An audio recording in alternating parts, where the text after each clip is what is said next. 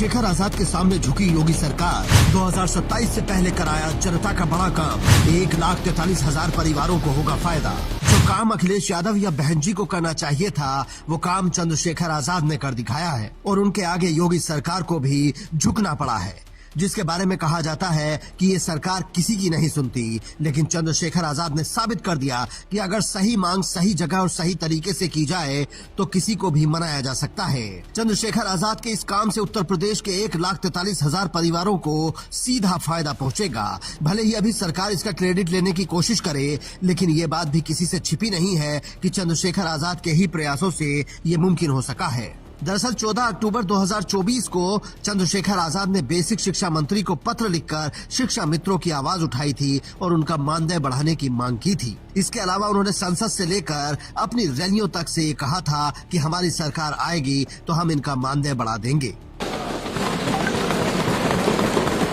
देखिए पांडे जी, सच स्वीकार करना चाहिए। आप 3,000 रुपया देते थे, हमने 10,000 किया था उनका मानदेय। हाँ, ओहो भाई, आप तो उसको बढ़ाए भी नहीं ना।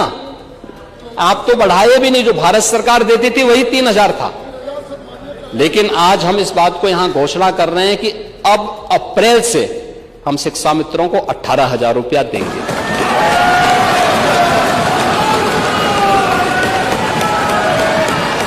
जिसके बाद अब उत्तर प्रदेश की योगी सरकार ने शिक्षा मित्रों का मानदेय बढ़ाने का ऐलान किया है। इसे चंद्रशेखर आजाद का दबाव कहें या 2027 की तैयारी, लेकिन सच यही है कि उनकी मांग के बाद ही यूपी सरकार ने ये फैसला किया है। वरना सालों से शिक्षा मित्र इस मांग पर अड़े थे। कितनी बार उन्होंने आंदोलन किए, लाठी खाई, लेकिन कुछ नहीं हुआ। इस फैसले से यूपी के लाखों परिवारों को फायदा पहुंचेगा, क्योंकि उत्तर प्रदेश में करीब 1,43,000 शिक्षा मित्र हैं और हर शिक्षा मित्र के घर में कम से कम 4 लोग तो होंगे। इसका मतलब आप समझ लीजिए कि 2027 में वो किस तरफ जाएगा, क्योंकि उनको उम्मीद होगी कि जब चंद्रशेखर आजाद ने बिना सरकार के इतना करवा दिया, तो अगर उनकी सरकार आ जाएगी तो क्या नहीं करवा सकते हैं। अब तक शिक्षा मित्रों को 10,000 रुपए मिलते थे, लेकिन अब उनकी सैलरी में 80% का इजाफा होगा और उन्हें अप्रैल के महीने से 18,000 रुपए महीना मिलने लगेंगे। इसके अलावा शिक्षकों को 5 लाख रुपए तक के कैशलेस इलाज की भी सुविधा दी जाएगी। फैसला सरकार ने किया है, लेकिन शिक्षा मित्र चंद्रशेखर आजाद का धन्यवाद कर रहे हैं,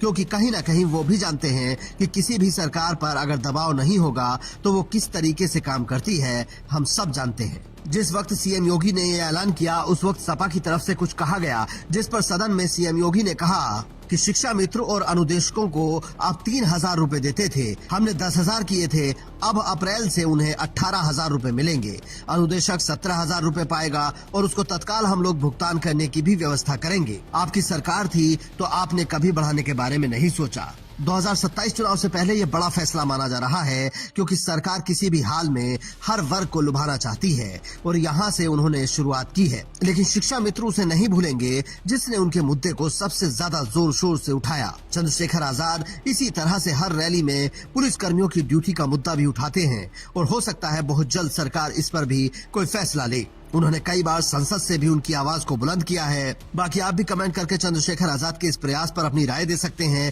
साथ ही अगर आपको उनका ये काम पसंद आया तो शेयर करके इस जानकारी को बाकी लोगों तक भी पहुंचाएं, ताकि ज्यादा से ज्यादा लोग जान सकें कि इस फैसले के पीछे की असली वजह कौन है।